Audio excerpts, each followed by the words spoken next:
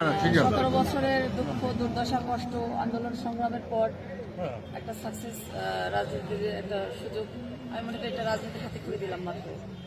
সামনে চ্যালেঞ্জিং এর অনেক পথ, দোয়া করবেন যেন সেই পথটা পাড়ি দিয়ে আমাদের প্রিয় নেতা তারেক রহমানের হাতকে শক্তিশালী আমরা করতে পারি এবং এই দেশটাকে যেন সুন্দর করে সবাই মিলে ঐক্যবদ্ধভাবে একটা গণতান্ত্রিক দেশ এবং সারা বিশ্বের বুকে একটি সুন্দর একটি নাম করা যায়। বিশ্বের দরবারে যেন বাংলাদেশকে আমরা স্বর্ণাক্ষরে পরিচয় করে দিতে পারি এরকম দেশ যেন তৈরি করতে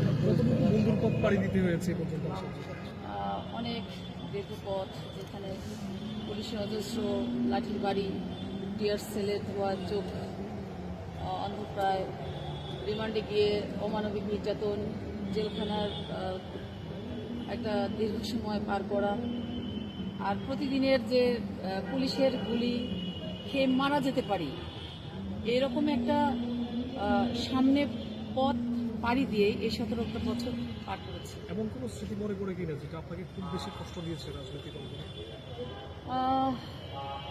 হ্যাঁ, কষ্ট দিয়েছে যেদিন 8ই ফেব্রুয়ারি ছিল 2018 সাল, যেদিন ম্যাডামকে বন্দি করা হয় সেদিনটা ছিল আমাদের জন্য খুবই কষ্টদায়ক। কারণ যাকে সামনে রেখে আমরা রাজনীতি করতাম, যার সারাদিনের কষ্টের পর যার একটা হাসিতে আমরা সব কষ্ট ভুলে যেতাম, সেই দিনটাতে যখন আমাদের প্রিয় নেত্রীকে গ্রেপ্তার করা হয়, আসলে সেই দিনটা ছিল আমার জন্য আমার জীবনের সবচেয়ে কঠিন একটা কষ্টের দিন। কিভাবে কাজ করবেন সংসদে? আসলে সংসদে কাজ করব, আমার দল মানে আমাদের প্রধানমন্ত্রী মাননীয় প্রধানমন্ত্রী জনাব তারেক রহমান যেভাবে দেশটাকে সামনে এগিয়ে নেওয়ার জন্য নির্বাচনী যে এজেন্ডা বাস্তবায়ন করার জন্য কাজ করে যাচ্ছেন, সেই একই সাথে আমরা ঐক্যবদ্ধভাবে এই দেশটাকে তৈরি করতে চাই।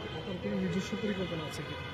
নিজস্ব পরিকল্পনা অবশ্যই আছে। আমি আসলে আমার এলাকার যেমন দুর্গম একটা এলাকা, অবহেলিত একটা এলাকা, যেখানে যোগাযোগ ব্যবস্থা খুবই নিম্নমানের, আমার ইচ্ছা আছে যে সেই যোগাযোগ ব্যবস্থা যদি আমি বাড়িয়ে দিতে পারি বা ভালো কিছু করতে পারি, আমার এলাকার উন্নয়ন সম্ভব তার মাধ্যমে। এবং নারীদেরকে নিয়ে আমার কাজ করেন, যেহেতু একজন আইনজীবী, আমি নারীদের পাশে